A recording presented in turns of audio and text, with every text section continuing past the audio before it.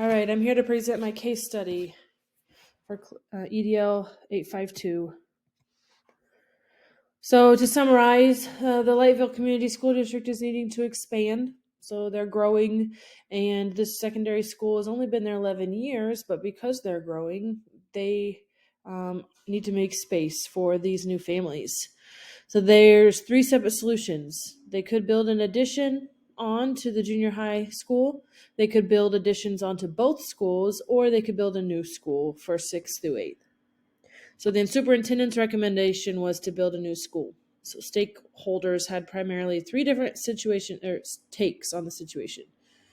The majority of the members found themselves in one of these categories. You had the landowners who don't want more construction for the next 10 years. They know changes need to be made, but they don't think new debt should be added on before the old debt is taken care of. You have the residents who approve 1 and 2 just because they're cheaper and less expensive, and they don't want it would be a lower tax increase.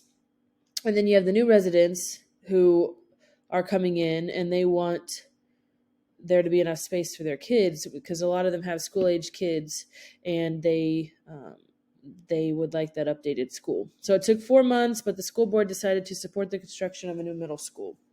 So now there's a lot to do. So after the decision was made, Superintendent Rollins started looking for a principal. They got it down to 4 candidates, and they used a selection committee, the superintendent, and a school board. So there were teachers involved and principals involved and parents involved in hiring this new principal. So they decided on Mrs. Potter. She was not sure about moving to a rural community, but she chose to make that move. So Superintendent Rollins gave her 3 major objectives in her first year. She has to hire a staff, organize curriculum, programs, and instruction, and collaborate with architects to make this new building happen. On top of that, she has to work with an advisory committee to try to come up with a new philosophy and vision statement for the school. This committee was called the Vision and Planning Committee. And she wants to be part of it, but she doesn't necessarily want to be the head of it. I think that maybe she feels that because some of these other people on the committee have been there longer, they might have insight on the background knowledge and the establishment of the community, since she's so new coming in. But she wants them to operate democratically. They have to come up with consensus before decision making. They are tasked with developing a vision statement, and the vision will reflect the stakeholders' values, and all stakeholders can suggest elements of the vision. So the committee was made up of 4 teachers and 4 parents, and after the discussion happened, Helen Burke was appointed chairperson. So she wants to work closely with Mrs. Potter and fully supports her decisions. So Helen Burke is an English and social studies teacher. She's the sister of a school board member. So her brother is a farmer, and he campaigned for the construction of a new school, and he was one of the only farmers to do that. This committee has a conflict.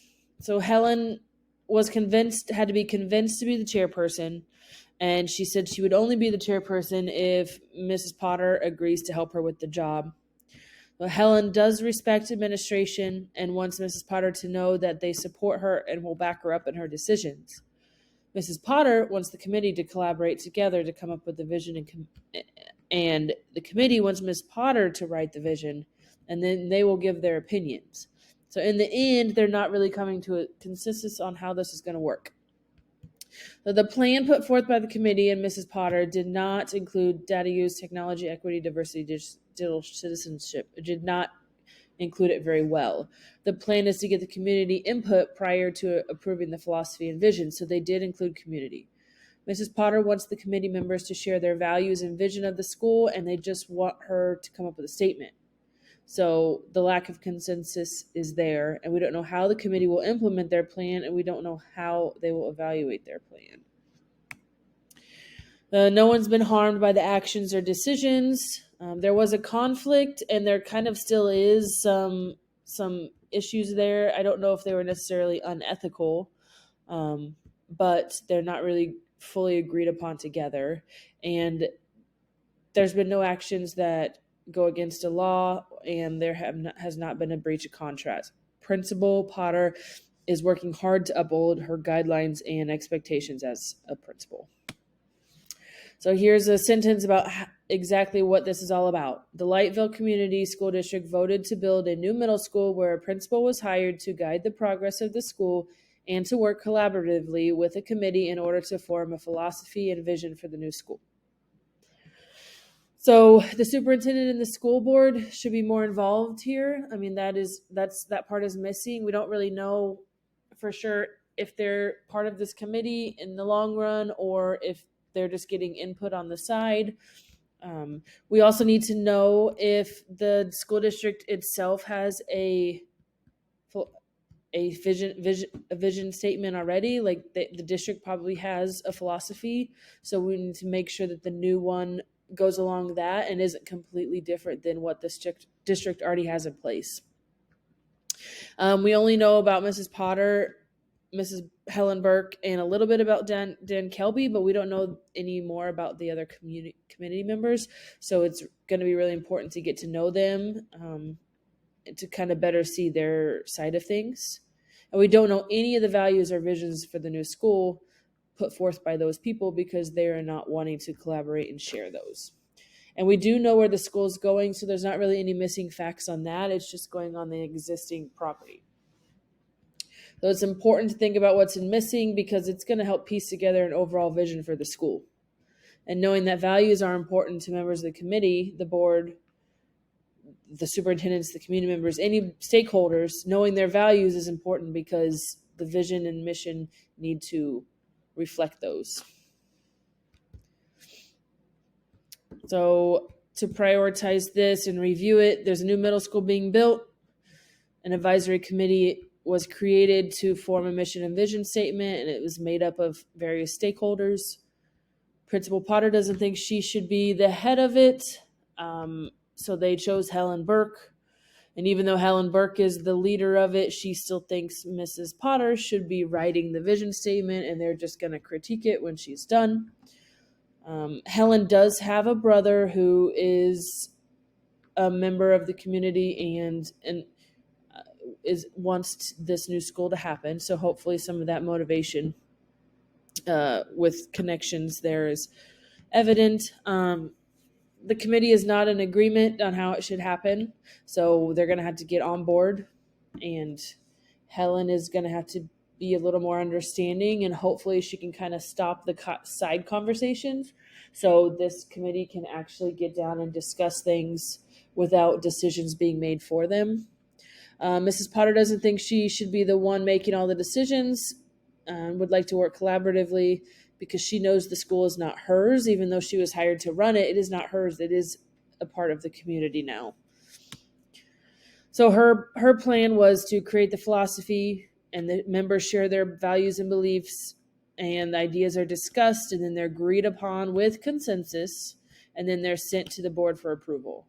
And so once that's set, it will be a guide for the vision statement. The committee shares their ideas of what they want to see in 5 to 10 years, and they go through that same process of the ideas being discussed and coming to a consensus, and then it being agreed upon by the board and the superintendent. So in the long run, after Mrs. Potter told him the plan, the committee still decided to have her write the philosophy statement, and then they are going to sit back and look at it and see if they agree with it or not. So it sounds to me like she might have to do a lot of work coming up with this, and then she might have to redo the work. If they would work collaboratively in the beginning, then that work that she's going to be doing on her own would already be done, and they could say, well, I don't think this is good, or I think this is great, before the statement is even drafted. That would save everybody a lot of work. And it's also going to be really hard for Principal Potter because she's not from there. She doesn't know the vision or the beliefs of the people in the area. So I would first have the conversation with my superintendent and ask him what his thoughts are for a vision. And I would also talk to him about the current district mission and vision statement because I would want to stay really closely in line with that so this school fits into the district. I would create a survey or questionnaire. It's going to go out to everybody, but it's going to ask people to share their core values and priorities for the new school. It can go out to teachers, students, staff, administration, board members, and the community. So any stakeholders in this school would have the opportunity to fill this out. So then I gather the data and use that to help guide the discussion. So I would have all of this together before I even go to that first planning committee, so I can have all that information to give them. And front loading up front might actually help because these committee members will have already got this survey. They know what's on it, they know what we're going to discuss, and therefore hopefully at least some of them have filled it out. So I do have some input about their mission and vision for the school. So then I would sort it into categories and prioritize the strongest value to the weakest. And as a committee, we would need those facts to understand the direction that our stakeholders want to take. So first, then as a team, we would draft a philosophy, and then consensus needs to be met. So if there's a few people on the fence about a certain thing that has about the statement, then those things need to be addressed. They need to be considered. They need to be thought out. They need to be fixed. And then we need to move on and try to get the statement approved by the board once consensus is met. And then we would review it and revise it if needed. So we would follow steps 4 through 5 for the vision statement as well, but we would use that new philosophy statement to guide the discussion.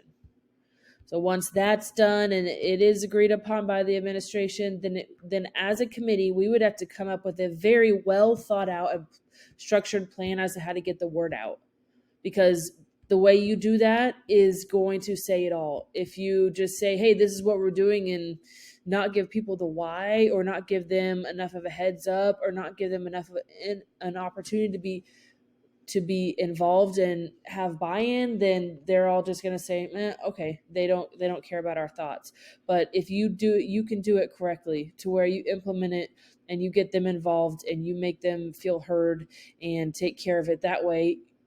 It's going to be more meaningful to everybody in the community than just someone telling you, hey, this is what we're doing. They have to know the why behind it.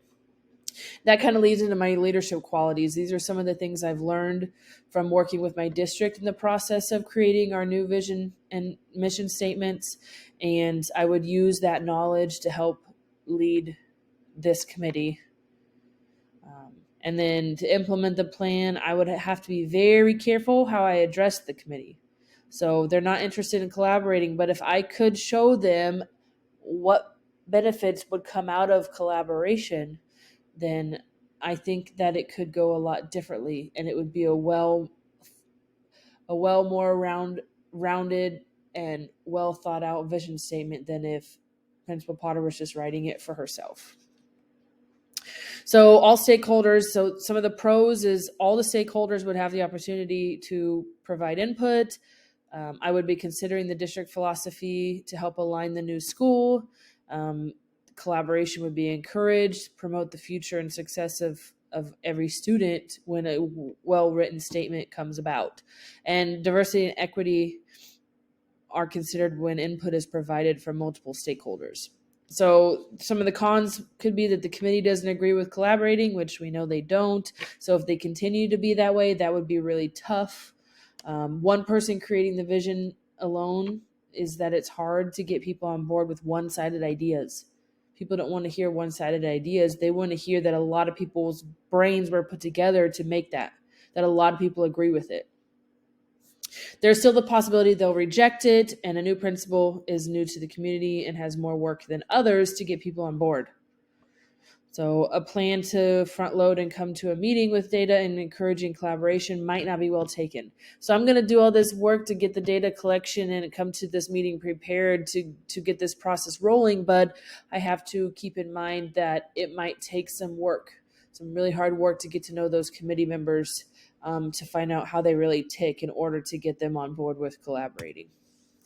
So if I was to develop this plan further, I thought it might be good to add a classified staff, a student or two, and and possibly the superintendent onto this committee. It's not good to have too many people, but it's also good to make sure you have all all different parts of all different aspects of community of stakeholders considered.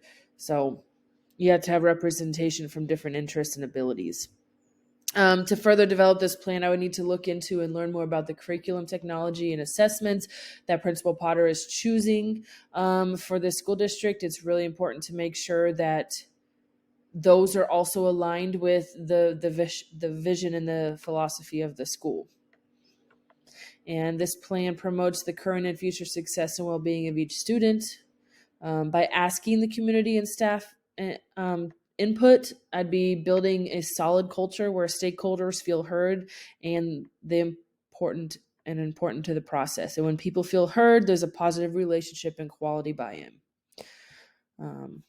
And the plan I propose applies my knowledge, skills, and commitments necessary to evaluate and develop a well-implemented plan. So using everything we've learned this year to kind of think about how I would propose this plan to the new committee was a really good way to kind of tie everything together. So in conclusion, this case study correlated because it required me to demonstrate the capacity to promote the future success and well-being of each student. And I had to use my knowledge and skills to put this presentation together and make sure that it made sense, to design this mission and vision statement and create a well thought out plan. So while I was creating this plan, I had to make sure that I reflected on those core set of values set forth by our standard. And this assignment is relevant to my current learning because it's a very real situation. This is something that I could be doing in the near future. And this assignment impacts what I currently do as an educator because it's preparing me for the future and giving me the skills I need to be respectful and responsible leader. As I reflect on this assignment in class, I think about all the knowledge that I've gained between lessons on leadership and ethics to practical implementation of skills such as reflection. The information I've learned will be instrumental in my future as a principal. So I will use these skills to improve my teaching and my job of being a teacher leader. And my current job, I can use these skills to develop my qualities as a leader. So I think